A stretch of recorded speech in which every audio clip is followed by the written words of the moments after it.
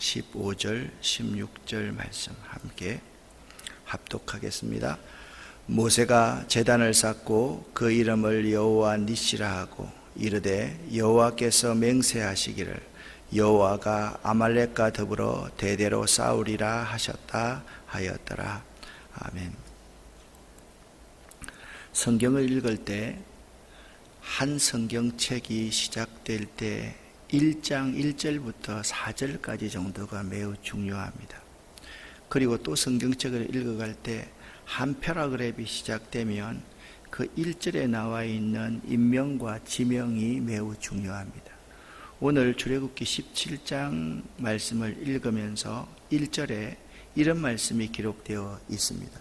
이스라엘 자손의 온 회중이 여호와의 명령대로 신 광야에서 떠나 그 노정대로 행하여 르비딤의 장막을 쳤다. 그렇게 말씀하고 있습니다. 여기서 여호와의 명령대로 이스라엘 온 회중이 지금 움직이고 있다라는 사실을 말씀을 하고 있고, 또 한 가지는 그 노정대로 행하여 여호와의 명령도 있고 그들 나름대로 또 명령에 따라서 움직일 수 있는 계획이 있었다라는 점을 알 수가 있습니다. 여기 신광야에서 떠났다, 르비딤의 장막을 쳤다, 그렇게 말씀하고 있는데요.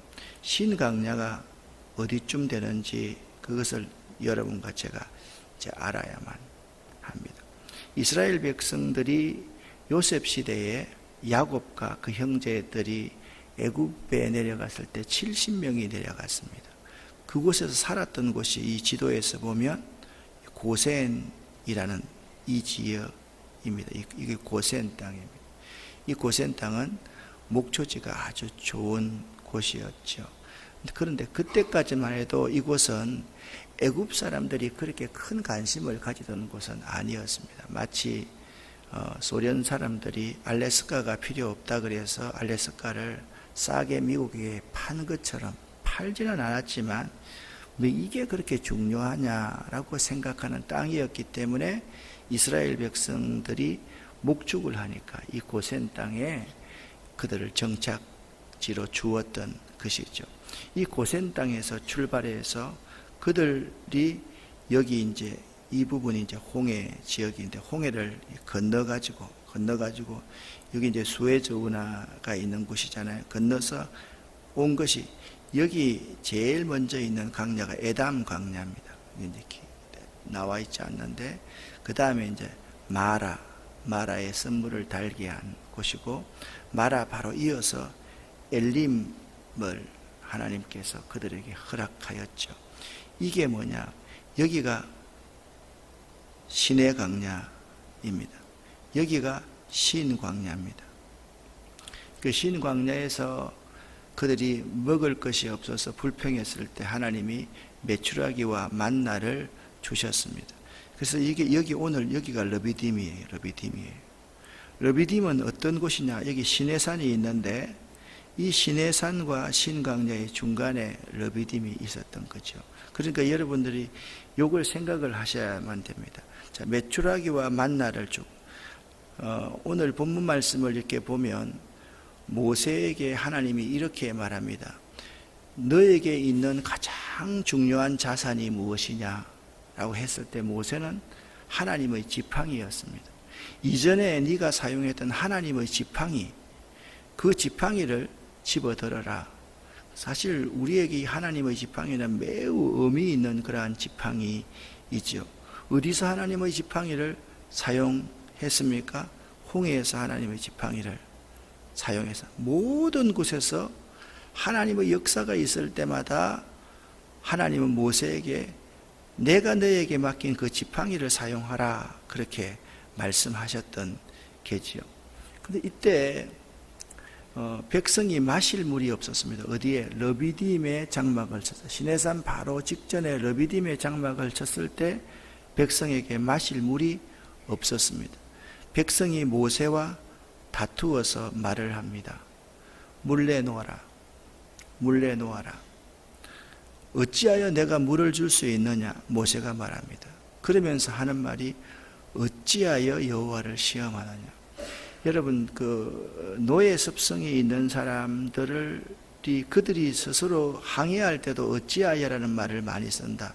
또 그들을 대할 때도 어찌하여라는 말을 많이 쓴다라는 말씀을 드렸습니다. 그래서 모세가 하나님께 부르짖습니다. 4절 말씀입니다. 내가 이 백성에게 어떻게 하면 좋겠습니까? 조금 있으면 이 백성들이 돌을 들어서 나를 쳐 죽이겠습니다 라고 말을 합니다. 그러면 여러분에게 한번 묻습니다. 백성들이 모세에게 돌을 들어서 쳐 죽이면 물이 나옵니까? 물이 나올까요? 아니잖아요. 생각을 가만히 한번 해보세요. 우리는 생각합니다. 어느 공동체에 말썽 부리는 누가 있으면 그 사람 없으면 공동체가 평안할 것 같지만 그 놈이 없으면 더 센 놈이 나타나는 게 우리 내 인생입니다. 이러면 경험 있지 않습니까? 다 그렇습니다. 모세 없으면 물이 날 것 같은데 모세가 없어도 물이 안 나는 상황입니다. 그러면 상식적으로 생각하면, 여기에 신앙이 아니라 상식적으로 생각하면 모세와 함께 물 나올 수 있는 방법을 강구해야 될 터인데, 어리석은 사람들은 항상 모세에게 물 내어 놓아라고 책임을 전가합니다. 그래서 창세기 1장 1절부터 요한계시록까지 죄가 뭐냐? 책임 전가입니다. 나는 모른다. 나는 안 했다. 저 사람이 해서 나는 했을 뿐이다. 이 사회의 모든 사람들이 뭐냐면 부탁받은 거 없다. 나는 안 했다. 못한다. 당신이 나에게 주은 저 아내가 먹으라 해서 내가 먹었을 뿐이다. 아니 하나님이 뱀 만들었지 않습니까? 저 뱀이 주어서 내가 먹었습니다. 그렇게 책임을 지금 전가하고 있는 모습을 볼 수가 있습니다. 그래서 6절 말씀 전에 5절 하반절 말씀에 이렇게 말합니다. 너는 그 반석을 치라. 그렇게 말을 합니다. 그 전에 5절을 같이 한번 읽어보겠습니다. 여호와께서 모세에게 이르시되 백성 앞을 지나서 이스라엘 장로들을 데리고 나일강을 치던 내 지팡이를 손에 잡고 가라. 아멘. 나일강을 치던 그 지팡이 거기 있지 않느냐? 그 손에 잡고 가라. 그래서 그 반석을 그 앞에서 쳤더니 물이 나왔다. 그게 이제 르비딤에서 있었던 사건입니다. 그곳 우물의 이름을 뭐라고 그랬느냐? 머리바라, 마사라. 이것은 뭐냐면 이스라엘 자손이 싸움박질했다. 하나님과 다투었다. 하나님과 원망과 불평을 했다. 이런 뜻입니다. 여러분, 우리 역사에, 우리 교회의 역사에, 저분은 교회에서 어느 날 싸웠다. 그게 여러분의 가문에 네이밍이 딱 되어 있다 하면 참 불행한 거예요. 머리바 반석, 마사 반석 사건. 이것은 그들이 물이 없어서 여호와를 원망했고 지도자 모세와 싸웠던 곳이다. 그것이 머리바 반석의 사건이다라는 것을 알아야 돼요. 여러분, 우리가 이제 인생을 살아나가면서 나의 가장 중요한 장점, 특기, 달란트, 나의 가장 소중한 것이 무엇인지를 잘 생각해야 돼요. 많은 사람들은 있잖아요. 이걸 생각하지 못해요.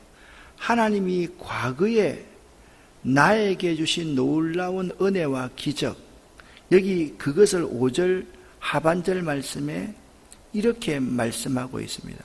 나일강을 치던 내 지팡이라고 말씀하고 있습니다.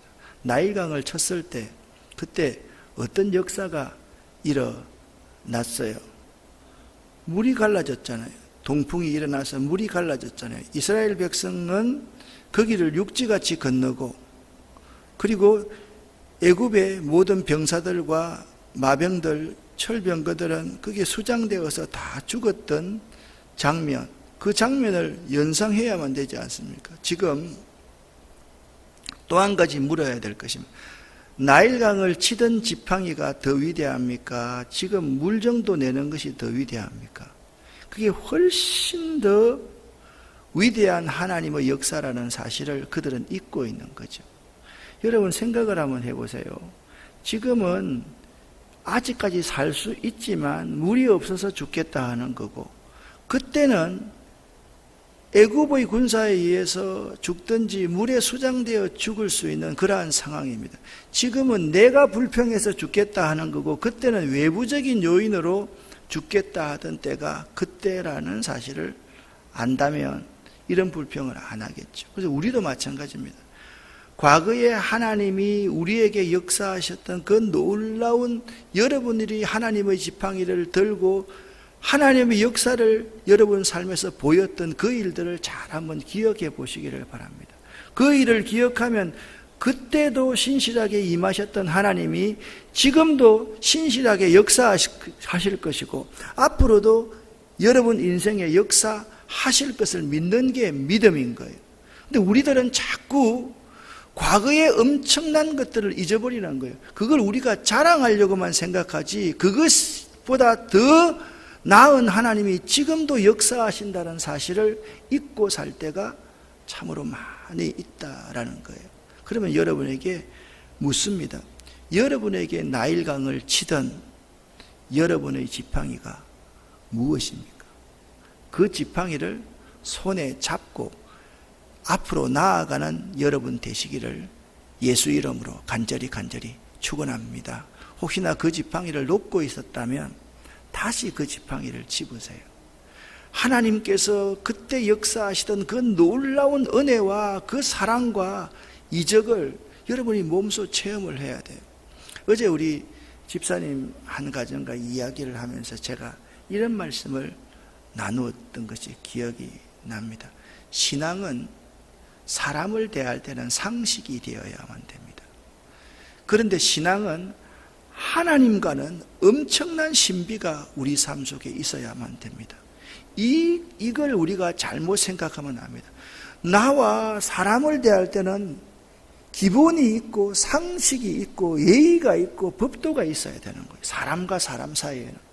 여기에 자꾸 우리가 신비를 적용하려고 하니까 신비주의적인 전략을 쓰려고 하고 자기를 감추려고 하고 위선을 행하려고 하고, 그걸 예수님께서 바리새인과 서기관들을 보면서 이 독사의 자식들아 라고 책망했고, 너희가 회칠한 무덤 같구나, 겉만 번지르하지 속은 다 썩어 문드러지는 시체와 같은 사람이다, 그렇게 말을 하는 거죠. 그런데 하나님과 나 사이에는 어떻게 돼야 됩니까? 엄청난 신비가 있어야 돼요. 세상에게 설명할 수 없는 엄청난 신비가 있어야 돼요. 사도 바울은 그러한 경험을 했지 않습니까? 삼청천의 경험을 하지 않습니까? 이 경험은 요즘 말하면 천국을 본 경험이에요. 하나님의 임재를 느꼈던 경험이에요. 우리 신앙생활은 그렇게 할 수 있어야만 된다라는 거예요. 상식이 뭘까요? 상식이 뭘까요? 상식은 이런 것입니다. 이분에게 역사하면 나에게도 역사하는 것이 상식입니다. 여러분, 유실수를 키워보십시오. 유실수를 키울 때 가장 중요한 게 첫 번째 열매를 맺는 것입니다. 첫 번째 열매가 맺히면 다음 해에 반드시 열매가 맺히게 되어 있습니다. 하나님의 역사는, 하나님은 과거에는 막 성령으로 많이 역사하셨고 지금은 역사하지 않는 분이 아닙니다. 어떤 신신학자는 그렇게 말합니다. 성령의 놀라운 역사는 초대교회는 역사했지만 지금은 그 성령의 역사가 소멸되는 시대라고 이야기합니다. 아닙니다, 여러분. 성령의 놀라운 역사는 그때보다 지금 훨씬 더 강력하게 나타날 수 있으나, 문제는 뭐냐면 초대교회 신앙인들은 그러한 믿음이 있었는데 지금은 그러한 믿음이 아니라 세상을 의지하고 이 혼탁한 속에 우리의 영적인 마음이 빼앗겨 버렸기 때문에 하나님의 능력의 역사가 일어나지 않는 거예요. 우리가 얼마나 의지할 게 많습니까? 정말 선교지에 가면 하나님의 역사가 강력하게 일어난다라고 합니다. 맞습니다. 강력하게 일어날 수밖에 없습니다. 그곳에서는 그들이 하나님만 의지할 수밖에 없기 때문에 강력한 역사가 일어나는 곳이요, 이곳은 하나님도 의지하는 척하고 세상을 의지하기 때문에 강력한 역사가 일어나지 않는 것이라는 거죠. 과거에 나일강에서 내밀었던 여러분의 지팡이를 다시 손에 잡고 앞으로 나아가시는 여러분 될 수 있기를 예수 이름으로 간절히 축원합니다. 그러면 머리바 반석, 마사 반석 이런 이름이 우리에게 네이밍되지 않습니다. 저 사람은 보면 항상 부정적이야. 저 사람은 보면 항상 못한다고 해. 저 사람은 보면 항상 다른 사람, 저 사람은 좋은 사람이고 저 사람은 안 좋은 사람이야. 이 사람하고 사귀어야 돼. 이렇게 말을 한다고 하면 세상에 여러분 좋은 사람이 어디 있겠습니까? 제가 고향에 이렇게 내려가면 동네 형이 있습니다. 그 형이라고 해서 그렇지만 나이가 거의 지금 80에 가까운 형입니다. 그 형은 동네에서 항상 굉장히 엄한 형이었는데 옛날 우리 시대에 건투 글러브를 딱 몇 개 사가지고요. 지나가면 규택이 너를 이리 와. 저놈하고 붙어. 그 형한테는 말을 안 들을 수가 없어요. 그래가지고 코피 나면 이기고, 코피 내가 나면 지고, 코피 내면 이기고, 그래가지고 막 그 형한테 그랬는데 그 형이 시의원도 하고 그 형이 이용소, 이발소를 하고 있습니다. 이제 연세가 많으시니까. 근데 우리 집 바로 옆에 있는데 거기 갈 때마다 그 형이 저한테 이런 말을 합니다. 규태가 세상에 이렇게 나쁜 놈들이 많는데 하나님이 왜 저 나쁜 놈들을 놓아두니? 네 목사인데 한번 설명을 한번 해봐라. 나쁜 놈을 하나님이 탁탁 죽이면 이 세상이 얼마나 깨끗하고 맑아지겠냐. 그래서 내가 그랬습니다. 형님, 나쁜 놈들 다 죽이면 결국 형님도 지금 죽고 저도 죽을 것 같은데요. 세상에 살아있을 놈이 아무도 없을 것 같은데요. 사실 그렇지 않습니까? 우리 이 세상을 가만히 바라보면 있잖아요. 다 상대는 틀린 것 같고 나는 옳은 것 같지만 우리 모두가 다 죄인이라는 사실을 잊어서는 결코 안 되는 거죠. 그래서 우리의 이름 이 자체가 마사, 머리바가 되면 안 되는 거죠. 사람들이 나를 바라볼 때 저분한테 가면 안 되는 일도 되더라. 저분한테 가면 모든 것이 평안해지더라. 그러한 여러분이 될 수 있기를 예수 이름으로 간절히 부탁을 드립니다.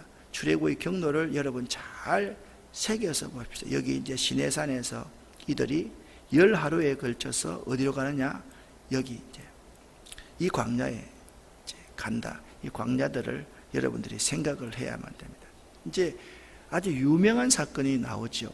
아말렉과 싸우는 사건입니다. 여기서 이제 여호와 니시, 하나님의 승리의 깃발이 나오는 곳입니다. 자, 그때에 불평과 원망에서 그들의 이름이 머리바 반석, 그걸 얻었을 그때 하나님께서 그때에 아말렉이 와서 이스라엘과 르비딤에서 싸웁니다. 오늘 시간이 없기 때문에 아말렉이라는 족속이 어떤 족속인가 이런 부분들은 여러분에게 다음에 하나하나 에돔 족속 다의 설명을 또 드리겠습니다. 그때 모세가 여호수아에게 말을 합니다.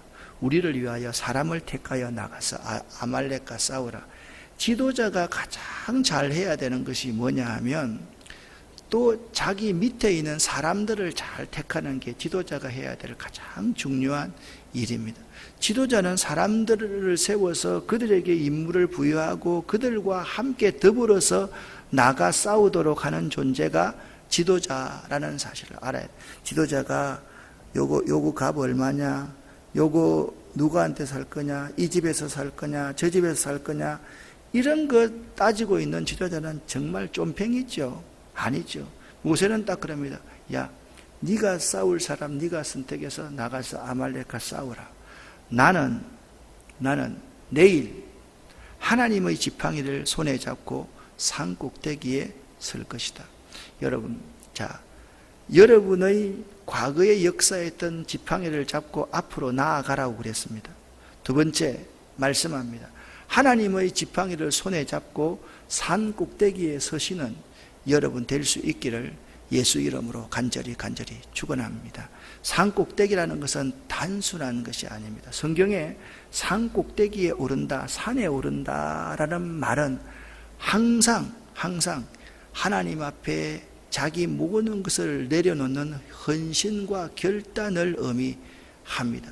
아브라함에게 있어서 모리아 지방에 있는 하나님이 지정한 산이 무엇입니까? 하나님께서 하나님 앞에 내 인생의 모든 것을 다 드린다라는 의미입니다. 내 것을 다 내려놓는다라는 의미입니다. 하나님의 지팡이를 잡고 산 꼭대기에 선다는 것은 하나님이 일하시도록 내 모든 것을 다 내려놓는 것을 의미하는 것입니다. 우리가 성경을 볼 때 단순하게 하나님의 지팡이를 잡고 산 꼭대기에 서서 모세가 손을 들면 이스라엘이 이기고 손을 내리면 졌다, 기도해야 됩니다. 아론과 훌과 함께 기도해야 됩니다. 맞습니다. 그렇게 적용해도 틀린 것 하나도 없습니다. 근데 성경 전체적으로 하나님의 지팡이를 잡고 산 꼭대기에 선다라는 그 의미가 무엇인지를 알고 그 의미 가운데 기도가 들어가야지, 그 의미를 모르고 기도만 한다라고 생각하는 해석은 조금 우리가 지양해야만 되는 것입니다. 여러분, 산 꼭대기에 서십시오. 아브라함처럼. 어떻게 해야만 됩니까? 내 것을, 내가 가장 소중하게 생각하는 것을 내려놓는 것입니다. 하나님이 일하시게끔 하나님께 모든 것을 다 맡기는 게, 하나님의 지팡이가 능력을 발할 수 있도록 하나님 앞에 나를 내려놓는 것이 산 꼭대기에 서는 것임을 알아야만 하는 것입니다.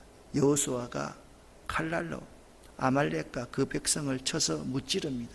그런데 성경은 여호수아가 이겼다라고 말하지 않습니다. 하나님이 승리하셨다. 그것이 여호와 니시입니다. 그런데 성경에서의 아주 중요한 특징이 하나 있습니다. 놀라운 이적이나 또한 그들의 실패가 있을 때 14절 말씀을 잘 기억을 해야만 합니다. 여호와께서 모세에게 말씀하십니다. 이 사건을 책에 기록하여서 기념하게 하고 여호수아의 귀에 외워 들리라. 모세의 뒤를 이어서 지도자가 될 사람이 누군가요? 여호수아 아닙니까? 그래서 여호수아서 1장 5절부터 9절까지 말씀을 보면 이 말씀이 그대로 나와요. 강하고 담대하라, 좌우로 치우치지 말라, 항상 하나님의 말씀 중심으로 살아야지 지도자가 되느니라, 그렇게 말씀하고 있는 거죠. 그래서 이 기념한다, 기록한다라는 것은 뭐냐, 여호와가 하나님임을 분명히 알아라는 거예요. 너희들도 알고 너희 후손들도 다 알아라는 거예요. 가르치라는 거예요. 그래서 우리는 항상 우리에게 일어나는 하나님의 역사를 우리의 신비에 기록할 줄 아는 사람이 되어야 돼요. 누가 하십니까? 하나님이 하셨습니다. 누가 우리를 구원하셨습니까? 하나님이 하셨습니다. 아말렉과 싸울 때 누가 싸웠습니까? 하나님이 싸웠습니다. 어떻게 말씀하고 있습니까? 이렇게 말씀하고 있습니다. 16절, 15절, 16절을 같이 읽어보겠습니다. 모세가 제단을 쌓고 그 이름을 여호와 니시라 하고 이르되 여호와께서 맹세하시기를 여호와가 아말렉과 더불어 대대로 싸우리라 하셨다 하였더라. 아멘. 하나님이 싸웠다는 것을 기록해라는 거예요. 하나님이 승리케 하셨다는 것을 기억해라는 거예요. 니네들이 싸운 것이 아니라는 것을 기억해. 왜? 모세가 하나님 앞에 제단을 쌓는 것이, 17장에 보면 두 이름이 있습니다.